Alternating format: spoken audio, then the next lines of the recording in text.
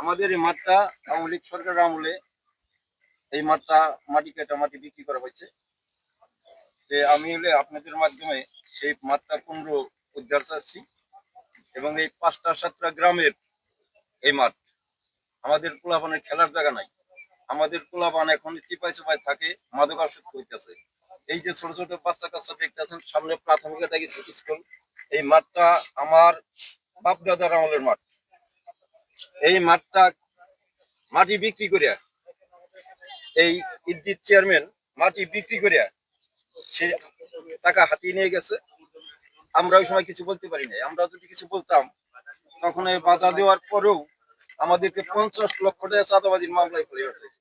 আপনাদের এখন দাবি কি? আমাকে দাবি যে মাঠ কারেন্ট বরাবর ভরে দিয়ে পারলে আমরা এই সরকারের ভালো লাগে। কার কাছে দাবি করতেছেন এটা? বর্তমান সরকারের যে সংসদ সদস্য এই এসে কবির জিন্না ওনার কাছে ওই এই মাঠ হলে আপনাদের কি সুবিধা হয়? কি সুবিধা হয়? দিনে মনে করেন ঘুমিয়েছে শিশুর পিতা, সব শিশুর অন্তরে। তাহলে বুঝেন যে প্রত্যেক যে যত এই কচি কাঁচা বাচ্চা বাচ্চা আছে এরা কি করবো? এরা বল চিনবো কেমনি, কচি চিনবো? সবাইকে মাঠে ফিরে আনতে চান? জি জি, সবাই, আমি চাই যে সবাই যে এই মাঠে নামুক। ৭ নং ওয়ার্ডের এই খেলার মাঠটি অনেক পুরাতন। আমার বাবার আমার জন্মসূত্রে না, আমার বাবার জন্মসূত্রে থেকে দেখা এই জায়গায় মাঠটা যদিও আয়তনে ছোট, কিন্তু তারপরেও এলাকার ৭ গ্রামের মানুষ খেলাধুলা করে। এই প্রাথমিক বিদ্যালয়ের বাচ্চারা এই জায়গায় পিটি প্যারেড করে বা খেলাধুলার স্পোর্টস এর দিন এই জায়গায় স্পোর্টস করা হয়। কিন্তু হাটের দিন সাপ্তাহিক শনিবার হাট হয়, সেই হাটের দিনে এই জায়গায় বাস বা বিভিন্ন দোকান মেলে, হাট বসতো। এই অনেকদিন পর একটা এলজিডির একটা রাস্তা পাস হয়। সেই রাস্তার ঠিকাদার হয়তো আমার সম্ভবত জানা নাই, কিন্তু সাব ঠিকাদার হিসেবে এই ইউনিয়নের চেয়ারম্যান দায়িত্ব নেয়, কাজের দায়িত্ব নেয় সাব ঠিকাদার হিসেবে, মেন ঠিকাদার না, সাব ঠিকাদার হিসেবে এই রাস্তার কাজ মাটির কাজের দায়িত্ব নেওয়ার পরে তিনি এই মাঠটা কেটে রাস্তার কাজটা করে। এলাকাবাসী তখন সচার কিছু লোক বাধা দেয়, কিছু লোক সায় দেয়।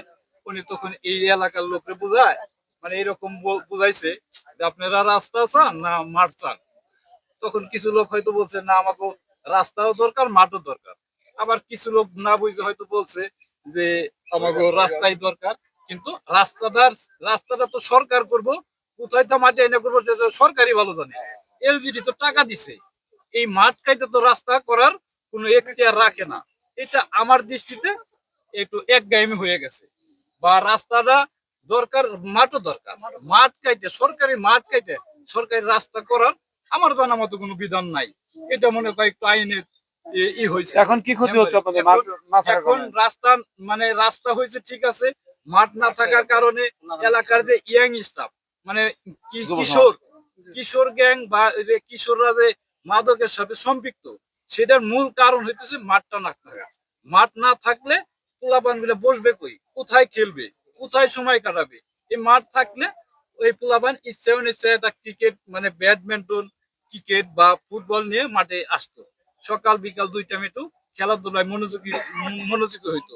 সেই খেলাধুলার মাঠই নাই, এই পোলাপান গুলো কোথায় খেলবে? এই পোলাপান ইচ্ছা অনিচ্ছা মোবাইল এফেক্টেড হইতেছে, নেশা এফেক্টেড হইতেছে। ফিরাইতে হইলে আমাদের মাঠটা ভরা খুবই জরুরি, খুবই জরুরি, খুবই ইম্পর্টেন্ট। আমরা চাই দ্রুত এই মাঠে যেদিকে গর্ত এদিকে ভরাতে সই, আর মাঠ পাশে